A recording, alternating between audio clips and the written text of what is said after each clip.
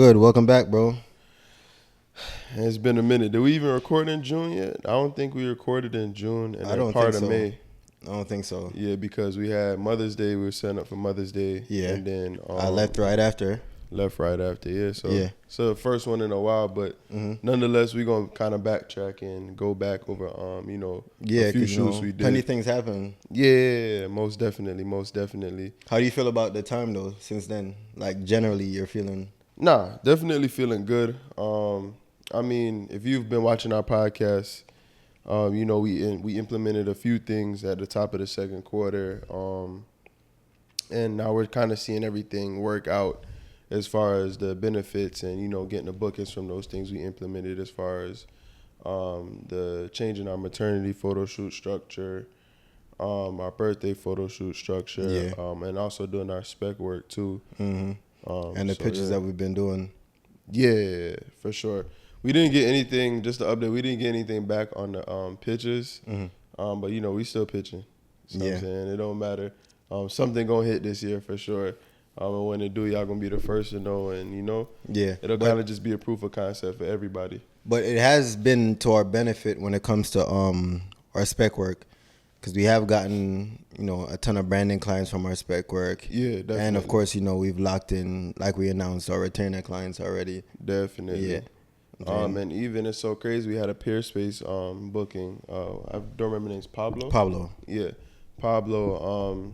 Shout out to him. He actually wanted to book our space on peer space, and then it kind of turned into where he came across our Instagram with our portfolio, and then he wants to, hopefully he said he wants to lock us in for some major campaigns that he's a creative director with a major. Yeah, but that's the benefit of our space. We get an opportunity to meet so many people, bro. And regardless of like what our introduction is with them, it's an opportunity for us to make something of that relationship. Yeah, build our network and connect with other people in the industry, bro. For sure. Exactly. But yeah, let's get right into it. Like always, topics on the screen right here.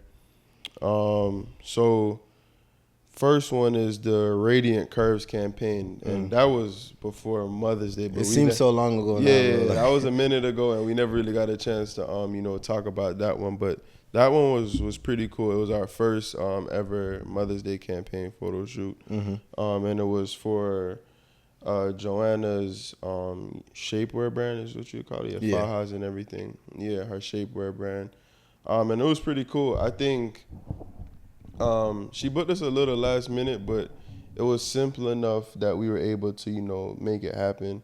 But I think the coolest part of that was where we painted the backdrop from scratch. Yeah.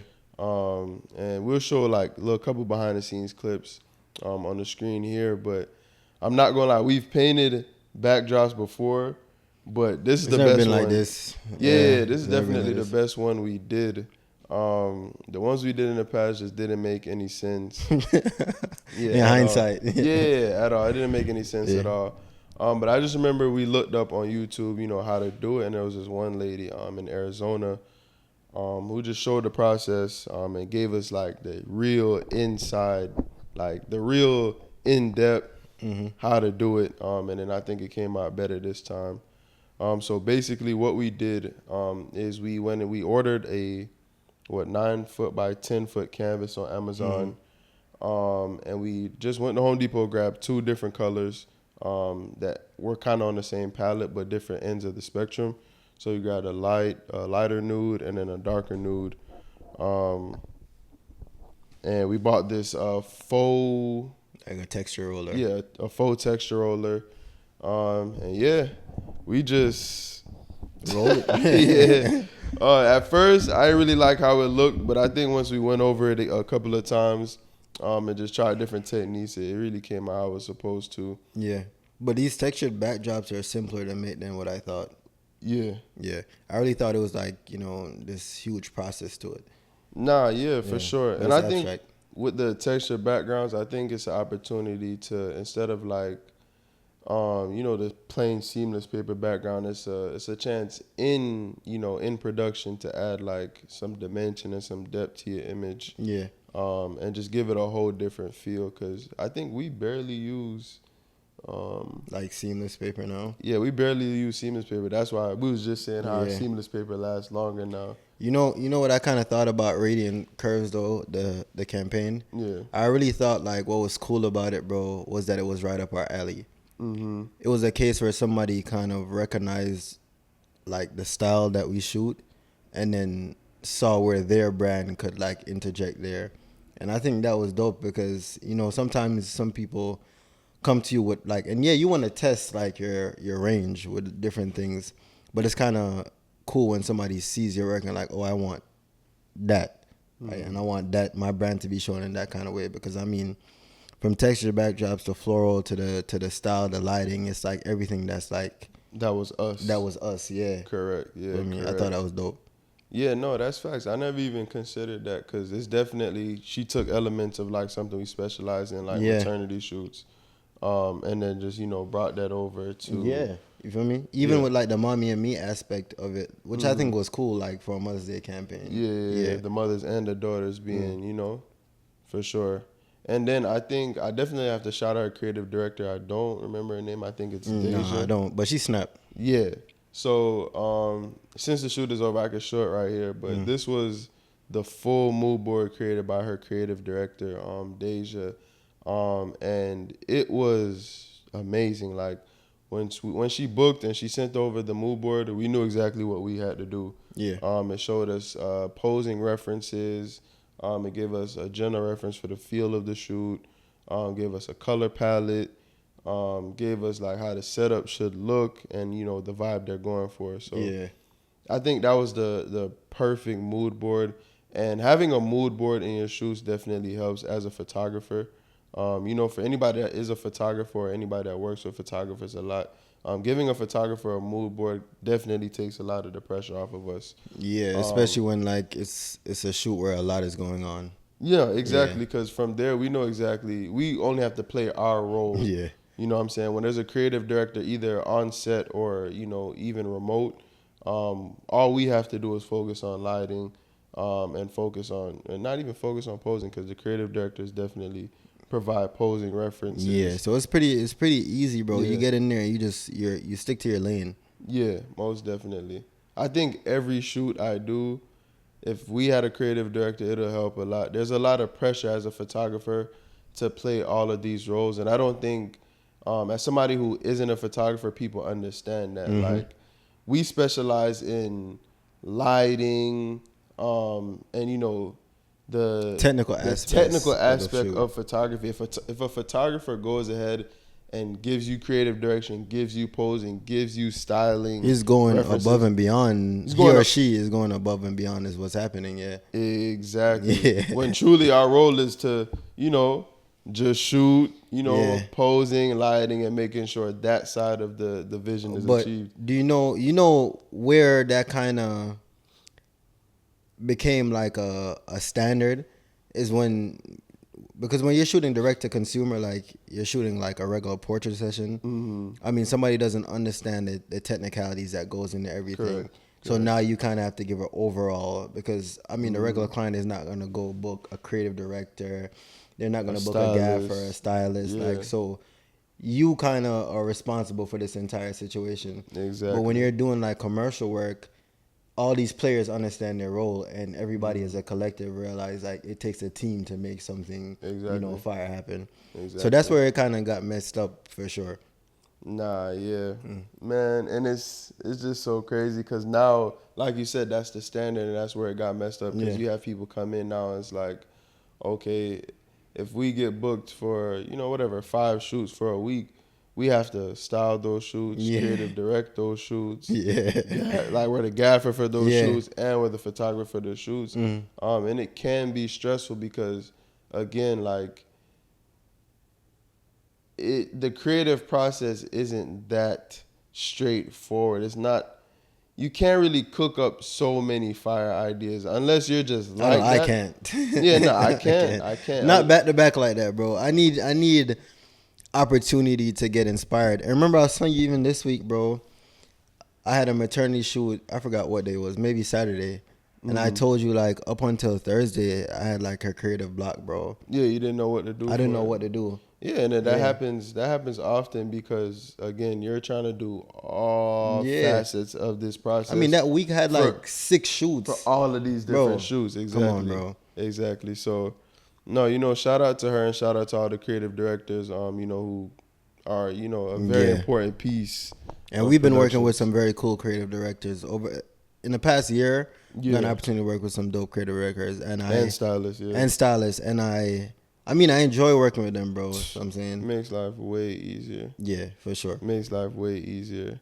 And yeah, so that was the Radiant Curves campaign. Overall, it went up on our page too. Yeah, for sure. I think it was well received, well appreciated.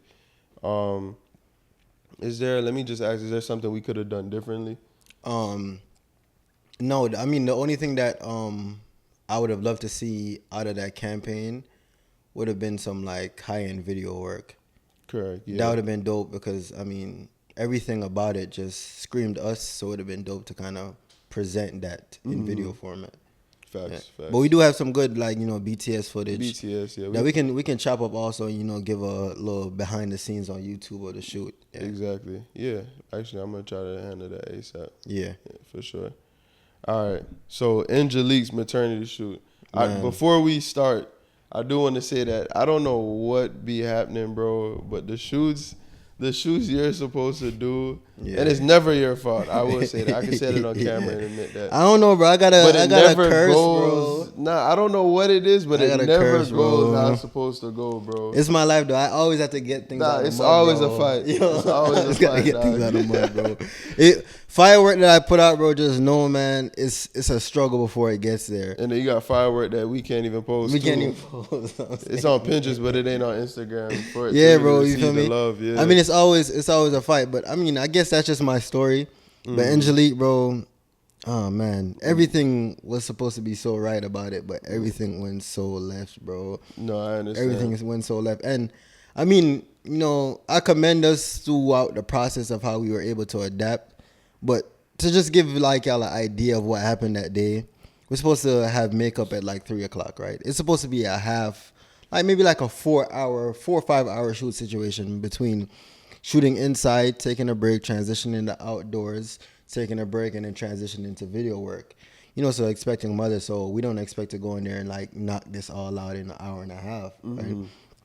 So makeup was on us because we included that in the package, and bro, I mean, you saw, man. Yeah. Makeup was supposed to be at 3:00. At 3:00, something happened with a makeup artist where she forgot the time of the shoot, was it? Yeah. Or was it the day of the shoot? She forgot to put it on her schedule. Yeah, she forgot to put it on her schedule. So I had the client who was coming in from out of town. She came from New York, and I'm looking at her like, well, the makeup artist is not here, and she's not going to be here. So now my initial plan was to have her shoot one look inside the studio, right? And we can kind of preview, because we have BTS of that look, right? Yeah. So one look was supposed to be shot in the studio, and we're supposed to go outside and shoot a next look at a park in Davie, which that would make sense in terms of progression. You leave from an air-conditioned environment and you go outside now. So because you don't want the makeup. When you sweat out your makeup, the shoot is done anyways, correct, right? Yeah. But now I have to reverse that order, right? So where I would have this many hours to shoot, that kind of got cut down because she had to go to Hollywood now to get her makeup done, leave from Hollywood to drive to Davie, and then get changed and dressed at this park, bro. I mean, you saw it, man. It was a shit show, bro. Nah, yeah, it was. It definitely was. It only left you with 20 minutes. 20 minutes to shoot because the outside portion. Cause we rented a car. Yeah. And the car rental had a specific duration to it. Correct. The owner of the car had to leave. So we're sitting there like, yo, man, I have 20 minutes to shoot. Yeah. Right. Exposure is changing. It's getting later in the evening. It's 7:00 now. Right. So that kind of sunset hour that I was going for went out the window entirely, bro. Entirely.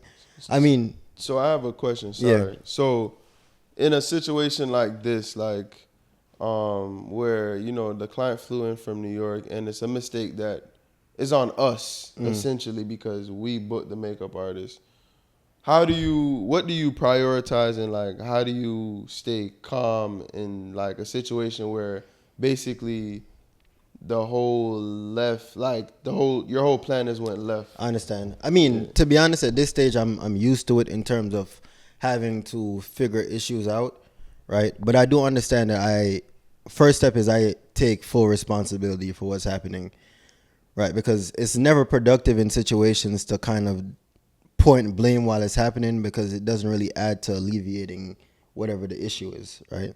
And we're good at that. We waste no time sitting there like, oh, whose fault it is. We're like, okay, this happened. We got to figure it out. So you got to really put on your problem solving hat at that point in time.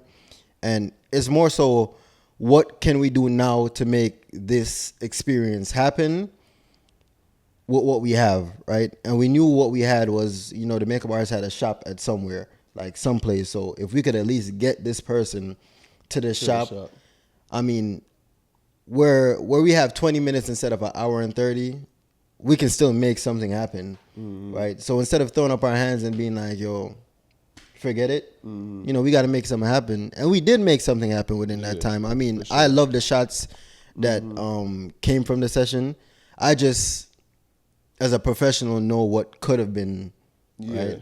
For sure. So it's a little bit disappointing because, I mean, regardless of how beautiful the shots are, and I know it's going to be well received, but I know how much better it could have been. It could have been in terms of, direction, the range I could have had with the poses, even the video aspect, because you weren't even supposed to shoot the video. No, I wasn't. Yeah. But, of course, time constraints. We got to when you're back against the wall. Yeah. Correct. I think on the fly.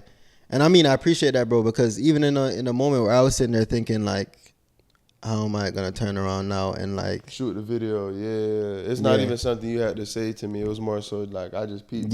So I'm saying, and just went ahead and handled that. Yeah. And then what was supposed to be like this like styled video shoot turned into like your run and gun. It's kind of like a BTS. That's what I'm saying. Yeah. But again, bro, it's just adapting to the situation and thinking, well, how can I still get like a good experience out of this? How can I still present something in the form of deliverables that is going to be something that the client is going to receive well, right?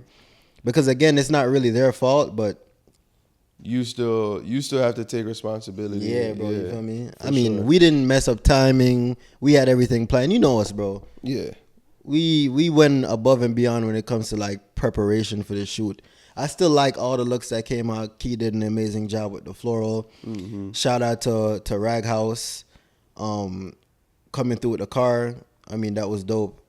Yeah. I mean, we had a fight from the start, even with that other car rental guy, whatever his name is, bro. Like, so I'm saying, but everything turned out well, and I think we can move into where we got back to the studio now, and you did this fire red look, bro, with the red outfit she was wearing. Yeah, I think everybody could benefit from you speaking on that lighting setup, because I'm looking at the picture right here. Let me see if I remember. 1, 2, 3, 4. Four lighting setups. So if you could just, so I'm saying, take us through like the lighting setup. So I knew, right? She had this beautiful red dress, right? It's extravagant. It's a lot going on with the train of it. So what I thought to myself is like, I want her to stand out in this dress, and I don't want it to be a distracting scene, but I want the lighting to complement what's happening here, right?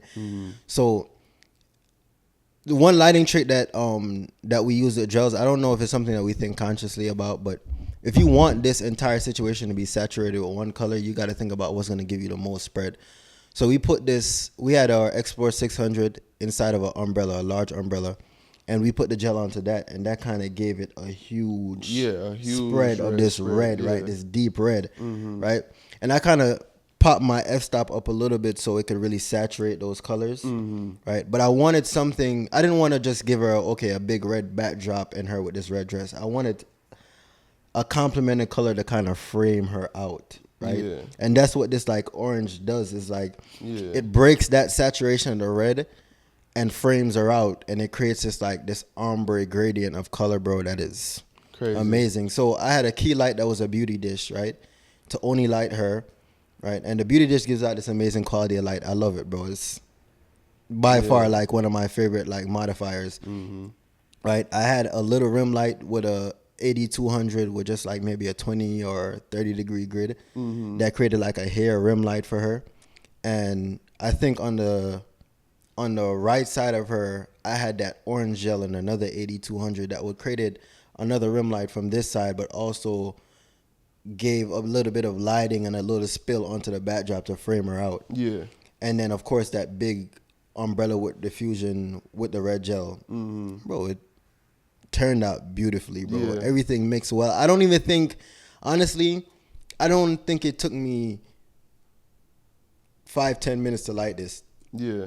We kind of put the lights up, and after the first, like, 2 test shots, it was already like, yo. Yeah, right where it was supposed to be. Yeah, you feel me? Dang, that's just time. Yeah, that's just time and like Yeah. doing this so Yeah, often, bro. Yeah. And I mean, it's beautiful, bro. I love how the colors mix together. I love everything about this shot, bro.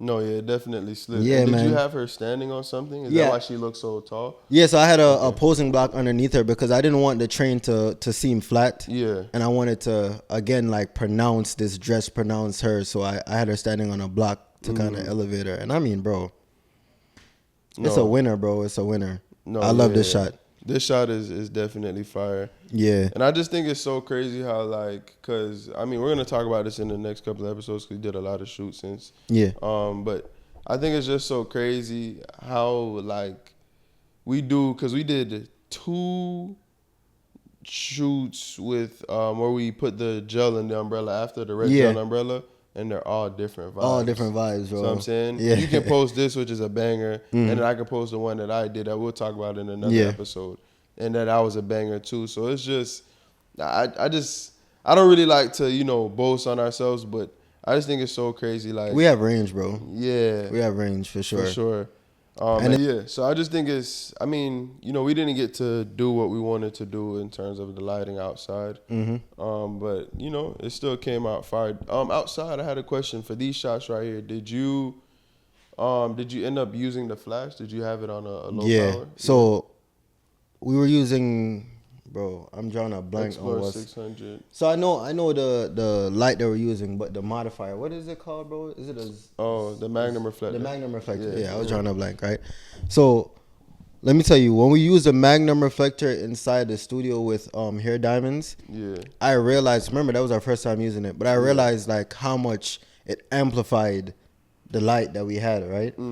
So I kind of thought like, okay, I'm running outside real quick, and I know the hour is going to change. I don't know how bright the sun is going to be, and I want something that's going to combat this light. So if the 600 doesn't give me enough range, I know this reflector is going to kind of amplify the light that's coming out of it. And I know I just needed a general spread because, I was doing portraits of her husband, and family. So I didn't need like a really concentrated modifier. I just wanted to evenly combat that light.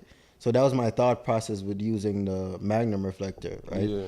But it worked out well, and honestly, I didn't even need a lot of power. I think I shot at like 1/28th power with it. But the reflector was just so good at like amplifying that light that it just gave this even spread that seemed like it was just It seemed like it was natural nothing sunlight. there, but it just gave a little pop. It just gave her a little pop, just a little like kick. And it looked crazier when the sun was out. Yeah, but bro. Once the sun went away, it kind of took away a little from Yeah, like I said, bro, it's not everything it could be because we saw what those initial test shots looked like, and we're like, yo, bomb, we have this even exposure. The sky looks beautiful in the background. Yeah. And then, something else that I had to do like on the whim there. So we had a 35. We used 2 prime lenses, a 35 and an 85. My plan was to swap out the 35 between video and the portrait sessions, and then do some tight shots with the 85. But unfortunately, we had to shoot the video and the shoot simultaneously. So all the shots here were done with the 85. So I went from running like 50 meters out to like, yo. Yeah, I remember that. Yeah, so I'm saying, so I didn't have a lot of range with that. And then you could see on some of the shots like how my composition was a little off because I was trying to struggle with the space I had with this like 85. Yeah. Man. But it worked out, bro. Yeah, it worked out. It happened, and it's like... I'm praying for better times with your shoots, man. I'm praying for better times. Me too, bro. I've never seen... Why do they keep getting away with this? Nah, I've never seen anything like this. Nah, bro, it's from insane. people just switching the outfits To rescheduling on the last minute. To like, yeah. We're praying for better times. It's been a struggle, man. I'm still in the fight, though, bro. Yeah. I'm not disheartened yet, bro. Speaking about the fight and speaking about clients, I think... because, you know, I'm not going to say we bash clients, but we definitely speak on the mistakes our clients make. So I think it's only right that we tell people about this colossal mistake we made. You know what I'm saying? So just a little brief overview. When we were in 2020, we had to switch studios really fast, like move locations. And we had just started. We were maybe like a month and a half into like offering photo shoots. Yeah. So it was a new service. We're still figuring out, still ironing out kinks. And we weren't shooting. We had photographers on staff. And we were moving studios, and it's our first time moving studios like this. We're upgrading as well. We're getting kicked out of our last spot. We're getting kicked out of the last spot. We're upgrading, so we had to buy more stuff. We didn't have a lot of money.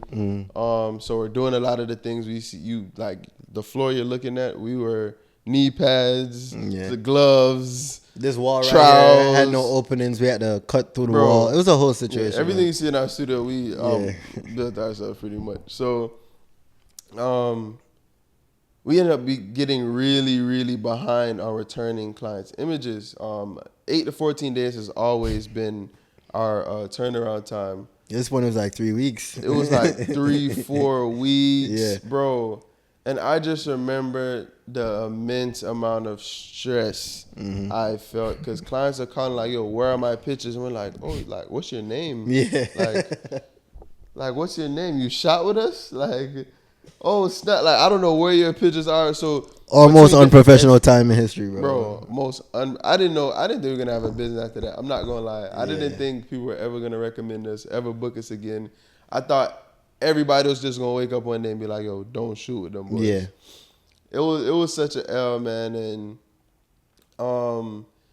I guess there was a few lessons in there to learn for sure. Because the next time we move, we know how to do the moving process. We know how it should go. Yeah, I mean, clients should always be your priority, bro. I mean, for sure. That's one thing, like, when we were at that stage, it was more so like, okay, our thought process, like, we have to move the studio first things first, right? Before the date is the last day we had at our last spot and the start day of our lease here, we're like, yo, we just have to do what we have to do. But clients should always be your priority. Yeah, and I think organization has to be your priority as well. I think there's a lot of things you can do because back then we just, like, multiple SD cards.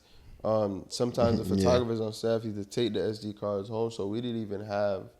Were we even using retouches at the time? Or we were using retouches at the time, yeah. So it was the only thing we weren't doing, and I'm so ashamed to even say this on camera. Just chill. But we didn't know at the time, man. Listen, this is 2020. I want you guys to realize that we weren't even shooting ourselves at this time, bro. We weren't photographers. We weren't photographers, bro. We were just trying to figure this out, man. And I guess what the thing you should take away from this is that you can bounce back from any L. Yeah. You can bounce back from any L. In 2020, we were not editing raw images. We were sending JPEGs to retouchers, and because web they size wanted the money, JPEGs at that, not even high resolution JPEGs. So I'm saying, yeah, like. And because they wanted the money, they didn't tell us, and like it was just very, very bad work in general. But I say that to say you could come back from anything. Yeah. And then that's around the time I lost a memory card too. Yeah. So we either had to refund clients or we had to reshoot them. Yeah. Bro, I mean, the moral of the story, bro, is like, yo, even on the thing that you think is like the worst period of time for you, bro, there's an opportunity to learn something from it and kind of, become better out of that situation, bro. Yeah. You can bounce back, bro. You can bounce back. You can be great. You can accomplish, your wildest dreams when it comes to your creative endeavors. You just have to have resilience. Facts. Yeah, and I think that's been a theme for like half the things that we talked about during this episode, bro. It's just being able to adapt to situations and like, kind of fighting for your outcome. No, yeah, that's facts. That's definitely facts. But man, that was a period of time, bro. I think that's the most stressful period of time that I've ever experienced in my life. So I'm saying moving studios, that was such a headache. Yeah, bro. It was a logistical burden, a financial burden. It was a lot going on. Yeah. On top of the fact that we were being kicked out, so I think we had a week to move, bro. Yeah. And we had found a location last minute, bro. It was an absolute nightmare. But like we're saying, resilience, just try your best to be a person that adapts easily. Yeah. You're able to work well under pressure. I think if you keep those things in mind as a photographer, and you keep your goals in mind, those are things you're gonna need, like no matter what level and what stage you get to. You're gonna need the resilience when you're first starting out to, just keep going, despite not getting the bookings you want, not getting the clients you want. Yeah. Not having the equipment you want, but resilience and I know it sounds cliche, but hard work. Hard work, man. With a can-do attitude, bro, you can make anything happen. For sure. But that's a wrap. I don't even know what episode number this is, but you will that show you, man. We in it, bro. We in it. We really podcasting, man. We in it, bro. But appreciate you guys tapping in with us. For sure. We're back in the groove. We're both back. Yeah. More projects on the way. A lot more exciting projects. For sure. A lot more to look out. Rich off creating this fall. Yeah, excited for that. Officially started working on that. We didn't get to do the workshop this quarter. I do want to address that. We didn't get to do the workshop. Yeah, but I told you, we were out. We both left at different times. Yeah. Yeah, so it kind of created a fork. We didn't have enough time for planning, and we didn't want to put anything out that was, half baked. Exactly. So we're still gonna do our best to have that to y'all this year at some point. But yeah, appreciate y'all tapping in as always. Till next time, y'all. Y'all be safe. Yo.